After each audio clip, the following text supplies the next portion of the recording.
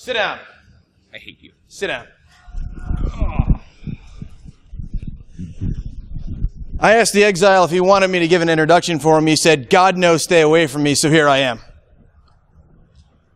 Now I present you a man who needs no introduction. I hate you.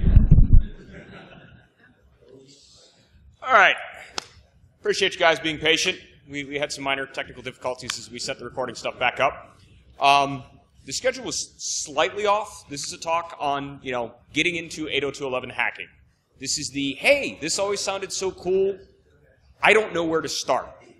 I'm not going to teach you how to crack web. I'm not going to teach you WPA hacking or anything else like that. If you're familiar with Wi-Fi, I'm sorry, but you're going to be bored.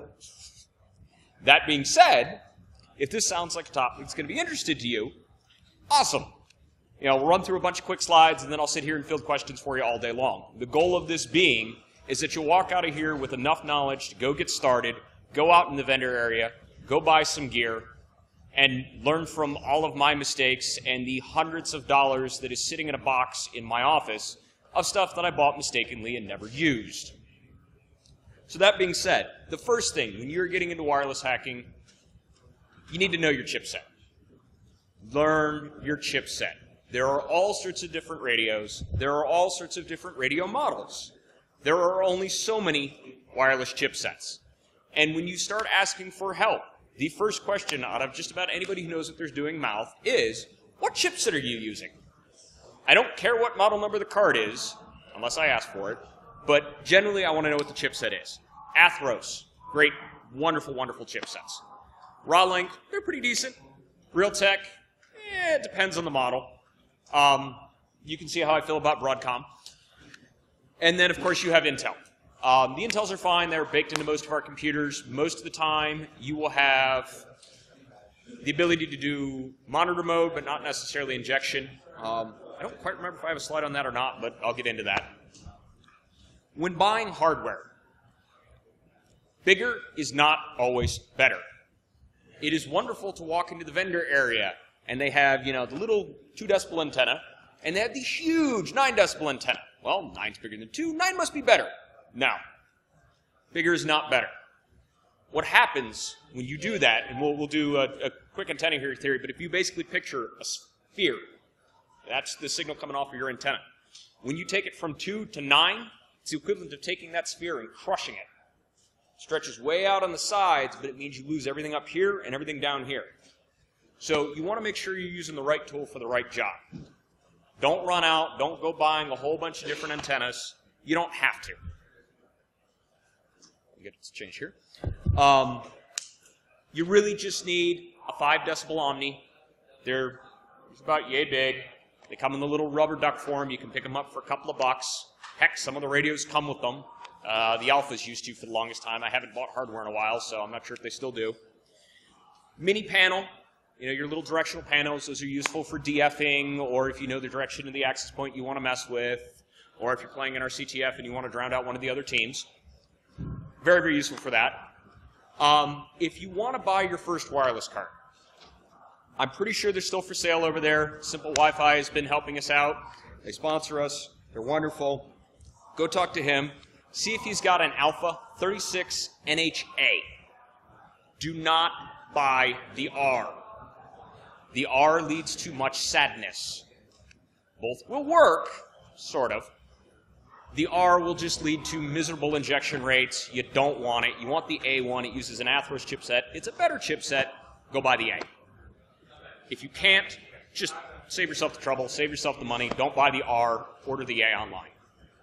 The Roklin N3 cards, which apparently, hang on a second here. I'll actually show you what those look like.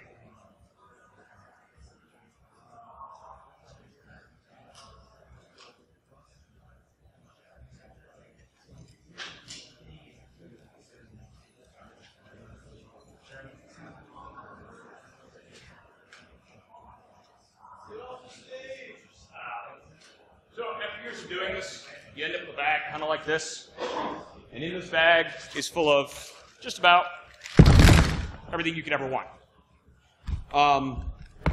Here's your Alpha cards. For those of you who are out there looking, there are many different versions of Alpha cards. This one is typically a This is an ABGN one. Model number is 50NH. Great card. They're relatively cheap. They work. The N3 cards. These are one of my particular favorite. I've got tons of these things. They're relatively cheap. 30, 40 bucks. They do BGN, I believe. You find that you can never find one wireless card that is going to do everything you want. You end up with a bunch. One is going to be really good at A injection, and it's going to have abysmal BG support. One of them is going to be really good for 802.11n. One's going to be really good for 802.11g. You mix and match. You talk to the guys who have been doing it for a while. We'll help you write model numbers down and help you learn from our mistakes and what works well, what doesn't. You hang out in the IRC channels long enough, you'll get an idea of the new stuff that's coming out. 5 decibels. I was talking about the antennas. Looks kind of like that, versus your little 2.2 cheap rubber ducks. Other than that, TP-Links, we're actually running, these things are wonderful. We're running the entire CTF, well, most of it anyways, off of these. They're, what, 15, 20 bucks on Amazon? These things are so cheap, they're throwaway. And I used to have a whole bunch. I'm down to like one now because I ended up giving them all away because they're just that cheap. These are BGN? BGN. Really cheap. They won't get in the 5 gigahertz A bands, but they're so cheap and so useful. They just work. I'd highly recommend picking one of these up. You're not going to, regret it. The Edimax cards, which I don't have mine with me. These things are really old. They use the old RT73 chipset. They are wonderful because they have a ridiculously high injection rate, which means I can spit packets into the air really, really, really, really quickly. They're kind of hard to come by these days. If you can find one, seriously pick it up. They're wonderful, but I just kind of put it in there for a, oldie but goodie, kind of a historical thing. You get a little nugget of gold if you can find one. So mistakes. You can see how I feel. You want to start off, more than anything else, by knowing your terms. If you don't know the terms and you don't know the terminology, you can ask questions, and I'll sit here and I'll start rattling stuff off, and you're going to be clueless. Sorry, I'm not talking to this mic, am I? There are a couple of things that you're going to want to know. You want to know what a MAC address is. MAC address is just simply what that is. It's the MAC address of the wireless card. Most of them have them written on the back.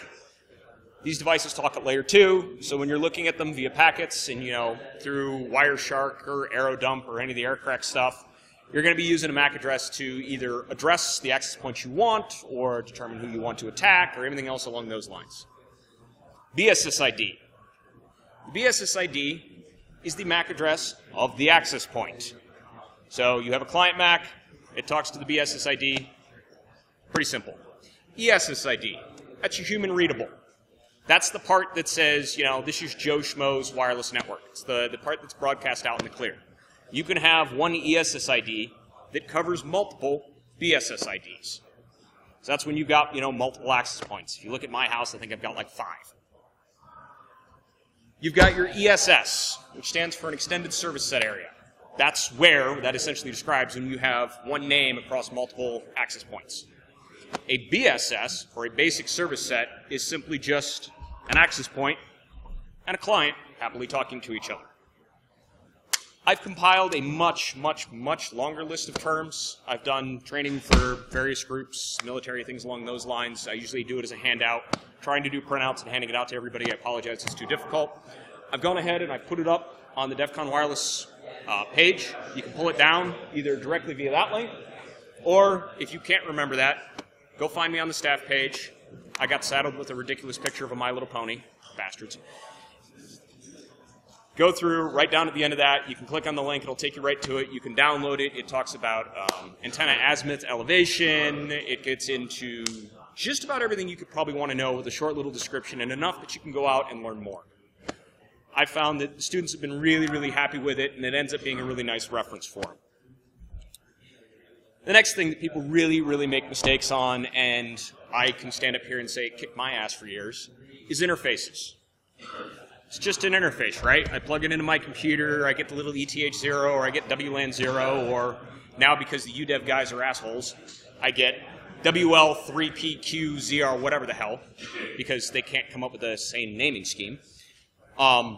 It's a little bit more complicated than that. You have the PHY, which is actually the physical radio device. It's what the driver interacts with. On top of that is a virtual interface. This is known as a VIF. When you plug your radio in, it creates PHY 0 or PHY 1 or however many radios you have, and then it settles a VIF name on top of that. You actually interact with the VIF. The VIF is WLAN 0, WLAN 1, things like that. When you put devices into monitor mode, just to show of hands, how many people know what I'm talking about when I say monitor mode? All right, so about half the room. Apologize, I'll do a quick short for the rest of the folks. So you got 3 states to a wireless card. Well, in what you care about, but you have managed, i.e., I'm going to connect up to my access point, I'm going to use my access point, and I'm going to surf the internet. You've got monitor mode. Monitor mode means I can no longer use it to surf the internet, but I'm going to strip all of the filters away, and I'm going to suck every single packet in, and I can save it, I can do whatever I need to. Monitor mode is how we listen. It's how we see what's going on, it's how we see the management frame packets, it's how we start doing all the really fun stuff. The third state, which is just kind of an expansion onto monitor mode, is injection.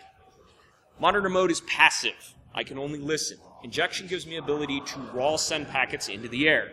When you're using most of your attack tools, you're using injection mode. Injection mode is simply an extension onto monitor mode. The reason why I consider it a third quote-unquote state is simply just because not every card has it. It has to be implemented in the driver. It's gotten a lot better with the Mac 802.11 drivers and centralized, stuff in the kernel, but it still happens from time to time.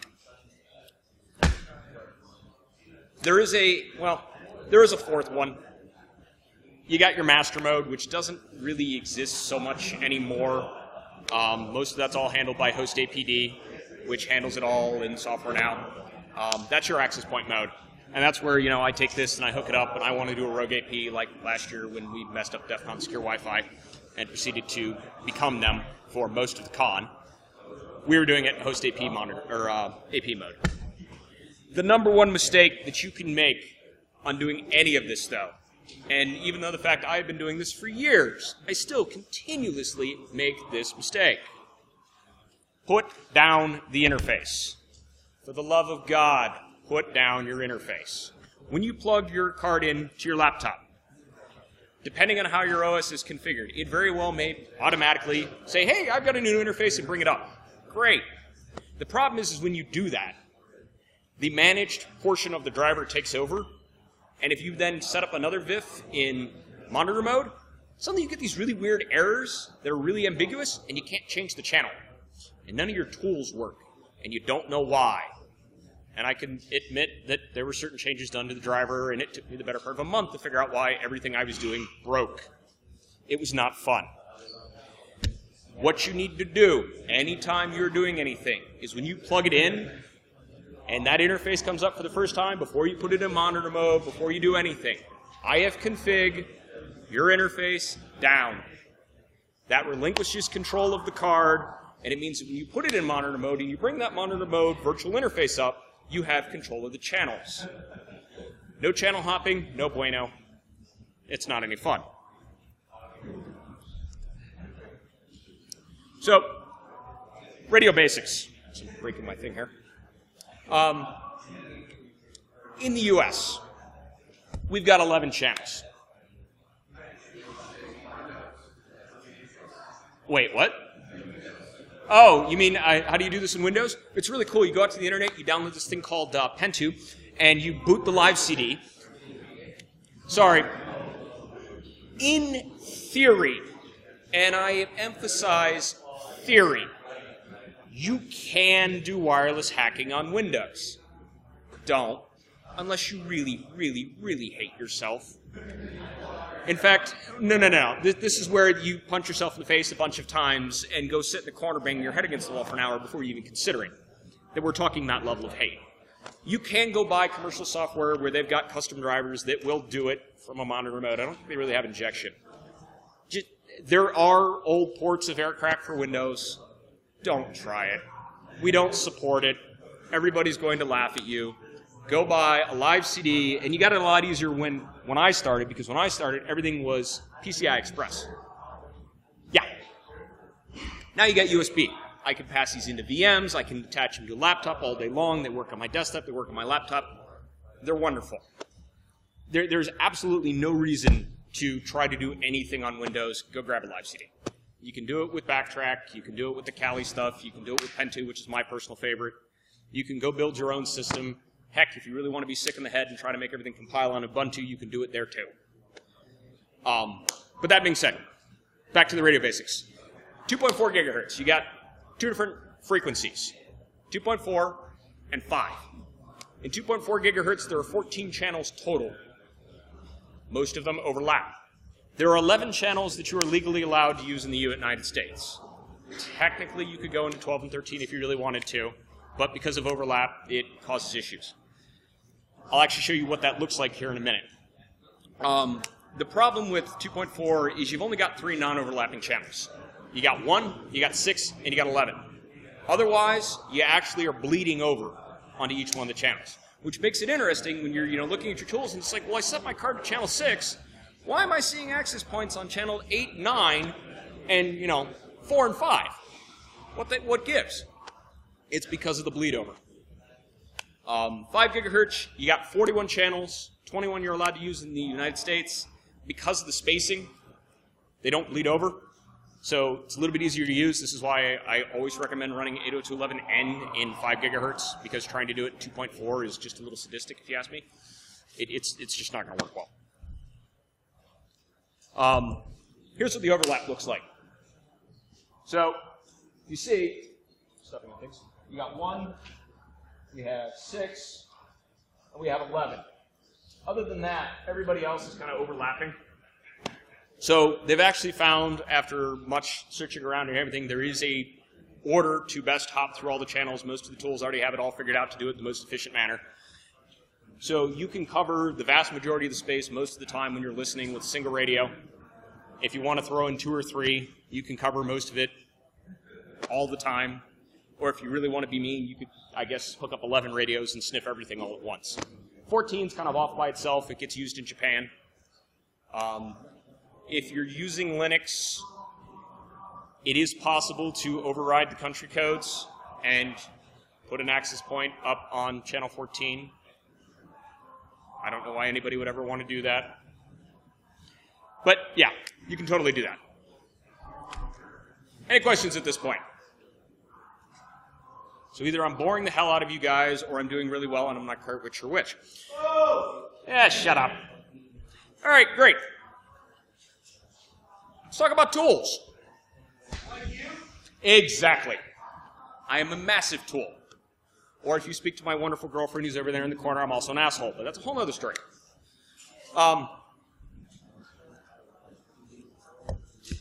So there are certain staples, which, is Thomas still around? There's a guy running around here with a camera. He looks like a small, skinny Jesus. Yeah, he wandered around. He'll be back. If you see him, you go and you thank him, and you shake his hand, and you offer to buy him whatever drink he wants. The man is wonderful. He's the guy who sat down and he put the Aircrack-ng suite together. He's great. Sadly, I don't have a picture of him. One of these days, I'll get it in the slide deck. But within that suite, if you want to sniff Wi-Fi, you got AeroDump-ng. Just, basic, no-name tool or simple tool. You can write out to PCAPs. You can save things. You can view the access points. You can view what the clients are doing, who they're probing for. It's NCurses interface, which means that it's just on the command line. Just a nice, simple go-to tool. I usually will fire it up real quick to get an idea of what I'm looking at in the area, what's going on, and then, say, okay, I want to attack this guy, and then I'll go use something else. There's also tools in there to crack web. Sure, at some point, all of you will be trying to crack web. It is the best place to start. It is the easiest place to start. I highly recommend you take an old access point, you set it up, and you attack that. Leave your neighbors alone. I'm dead serious. Leave your neighbors alone. Although it's actually getting harder and harder to do that because most people have finally gotten rid of web. But that being said, if you're asking for help in the IRC channels, you go, hey, I'm trying to hack my neighbor's access point, we're just going to kick you out. We don't condone it. We don't help with it. Just be intelligent. Go attack your own stuff. You can crack WPA as well. You learn all about the 4-byte handshake, which you can, or 4-packet handshake, which you can capture there or don't. You can manage interfaces. There are 2 ways of doing this. There's Airmon-ng. Don't use this anymore. In fact, Rick. Hey.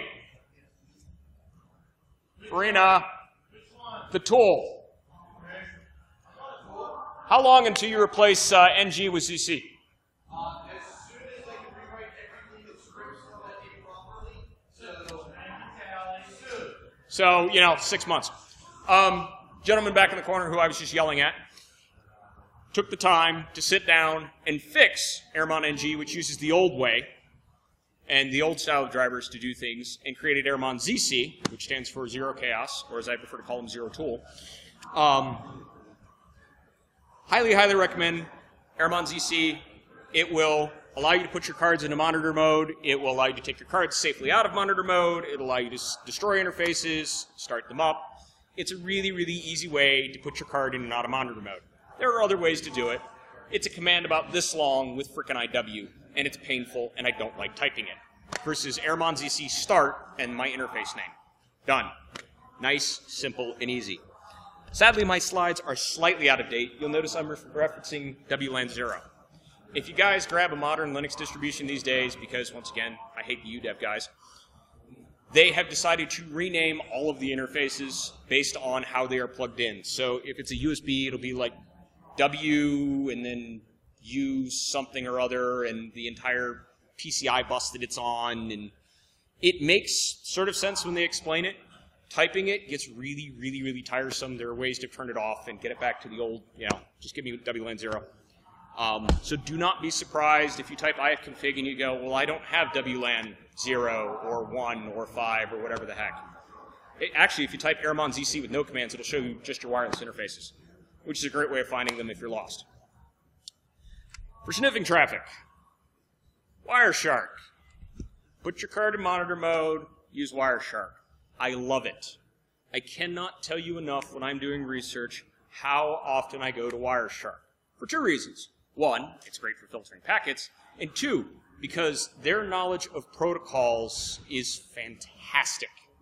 So when I'm sitting down and working on things and I'm trying to break something down and figure out how it all works, it's wonderful to be able to sit down, look at the packet, I want to look at this bit, I want to look at this bit, I want to see how it's constructed in hex.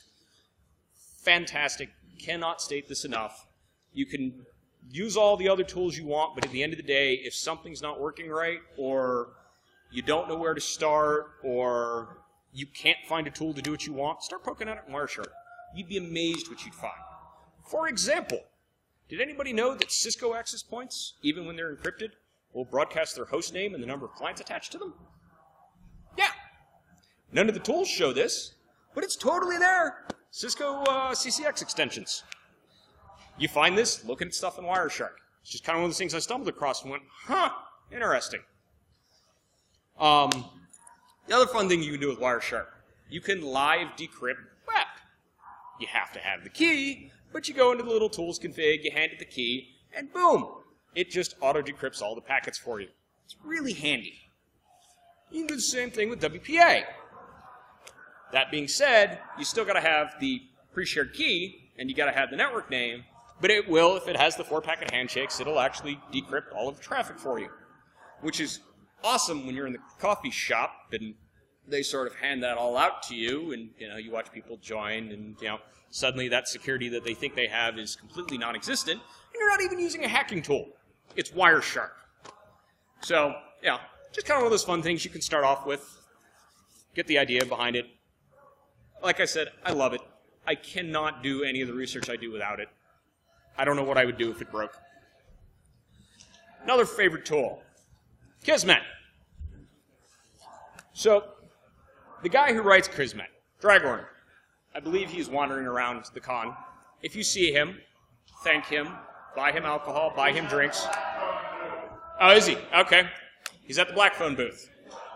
He's actually doing all sorts of cool things with them. Seriously, I cannot state how awesome Kismet is for war driving and sniffing packets and seeing what's going on. I don't think he's ever really made any money for it.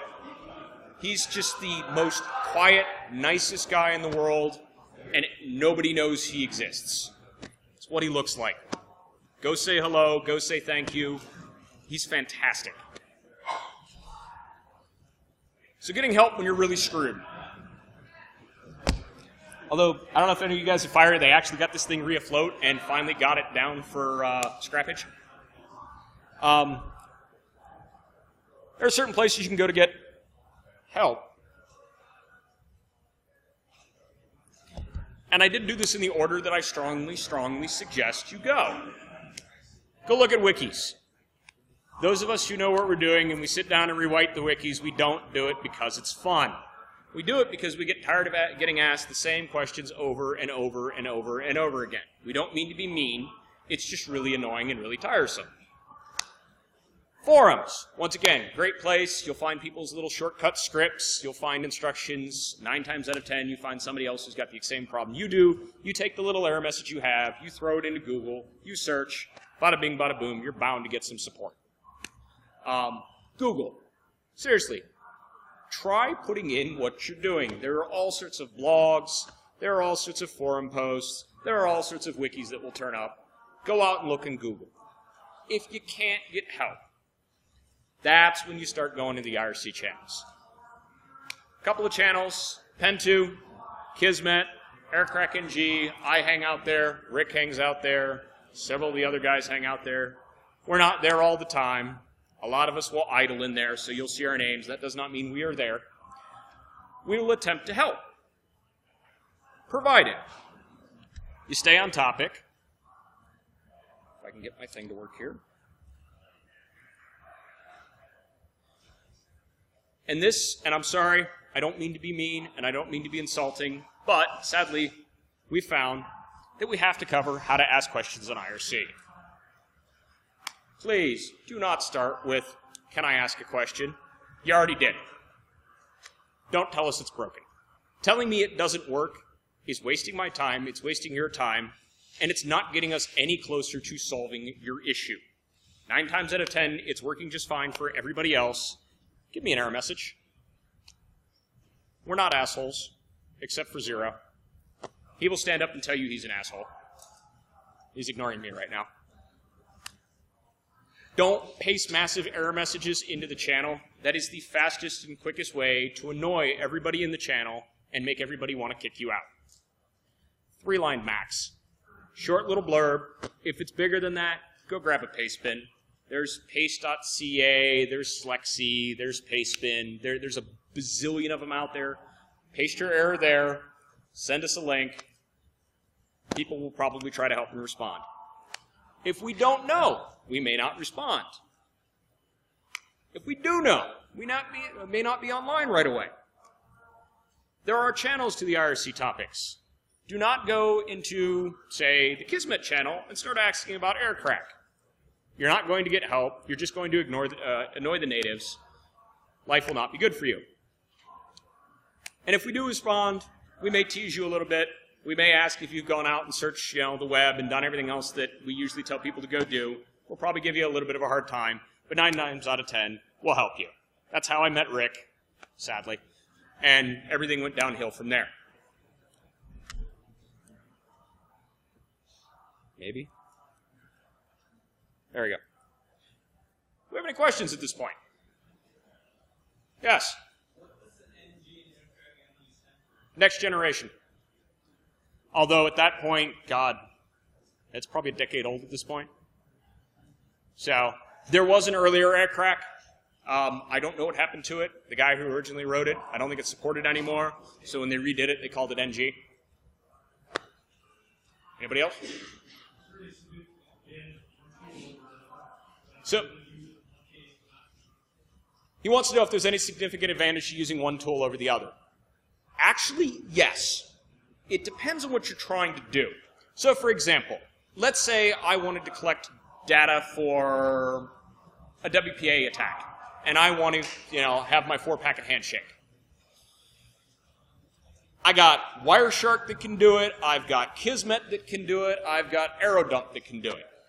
Which one's easiest? Well, I got to write a config file usually to deal with Kismet. Or Wireshark is, you got to handle your filters and everything else like that. I got to save the PCAP out and do it for another tool. Or I could do AeroDump, which fires up, you tell it your interface, and it goes, hey, I caught a handshake. And it sticks it up right at the top that it says it has a handshake from this MAC address. So yeah, you learn your tools, you learn which ones are better suited, which ones kind of take a little bit longer to set up, which ones don't. Sit down and play around. I've got my way of doing things, Justin's got his way of doing things, Rick has his way of doing things. He'll constantly tell you he's right and the rest of us are wrong. But yeah, there are subtle differences, there is overlap. It really just depends on what your personal preference is and what you're trying to do at that time.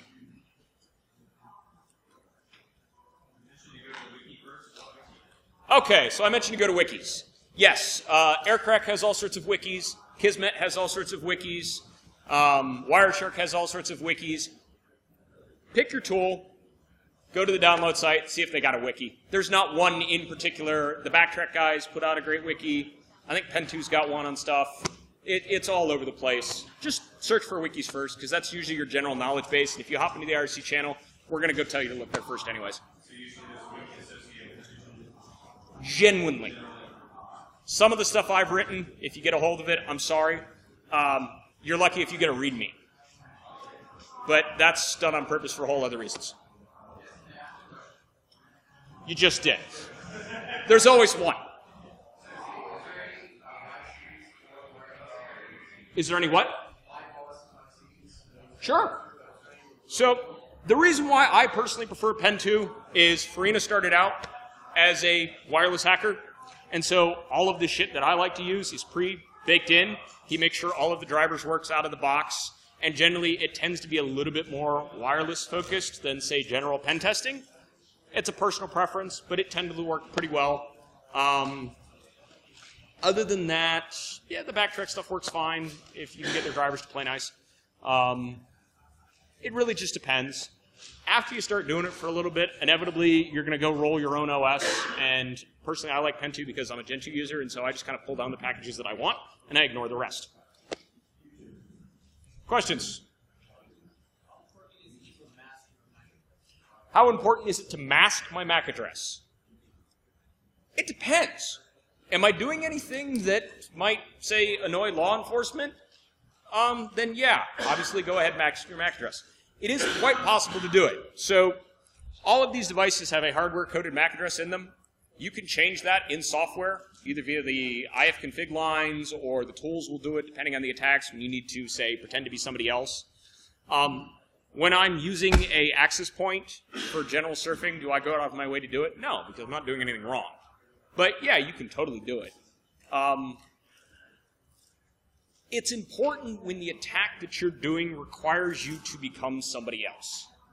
Other than that, for general hiding and purposes and things like that, I've actually had it cause me problems. So at a certain point, I just look, if I'm really that worried, I can always throw the card out. God knows they're cheap these days. I have hardware at home that costs me $300 for one card. Most of this, I don't think I have $300 of the hardware sitting on this table. So these are wonderful. If you can get these for war driving, this is a BU353 USB puck for GPS. It'll integrate with Kismet really, really nicely. They're like $35. I don't know if you'll find any in the vendor area, but you can pick them up off of Amazon. Anything else?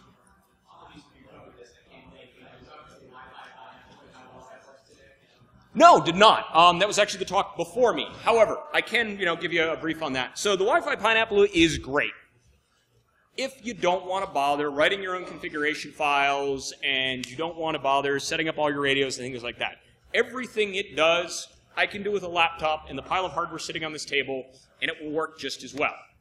That being said, I will also spend 5 hours getting it all to play nice. I will pull out what little hair I have left, and will probably be drunk and angry at the end of it. The Wi-Fi Pineapple, you pull out of the box, you type in, and you're busy annoying the crap out of your neighbor in about 5 to 10 minutes. So, it's a time thing. You'll see a lot of the professional guys will start using it just because they know they can do it with their laptop. It's just easier.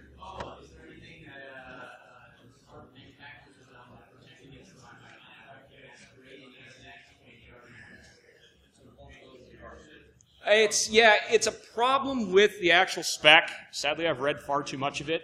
However, to answer your question, yes. Apple devices, when they're talking to other Apple devices in particular, are particularly difficult to get to disconnect. And this is because Apple takes a very narrow, by-the-book approach to the spec. Which means that if my nasty packet is, say, 1 byte off because there's a bug in the tool or something else like that, they will happily ignore it. It will also try to, pick Apple packets over other ones, and they throw extra headers in there and things like that. So, have they actively done it? Yeah. I mean, you can get into, say, was it 802.11w, which is out, and that's protected management frames, which is their attempt to fix the whole DAuth attacks. They failed. If you really want to go down that route, I will be more than happy to explain to you all the little esoteric ways of them trying to do things and the way we keep breaking it outside of that, because that's really kind of a dark, and I'm going to lose people, and people will be bored and things like that. But yes, to answer your question, there are some vendors who are trying to do things. They haven't succeeded. Anything else? In all honesty, I don't own one. Probably whatever the latest one is. Yeah, the 5.1 sounded like it had some unique new features. I actually considered going and getting one. Ah, Thomas, come here. If you folks remember me talking about Aircrack a few minutes ago, and I said, we're looking for Jesus. So,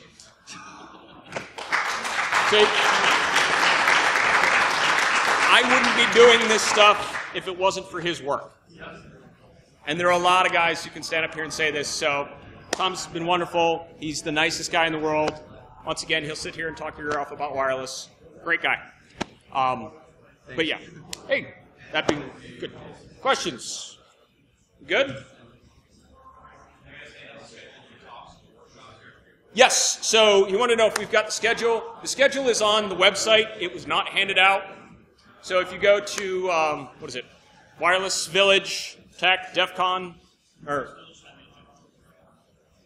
wirelessvillage.ninja? Is it a redirect? Okay. So apparently we have an easier to remember, wirelessvillage.ninja, which will redirect you to our website. The full schedule is up on the website.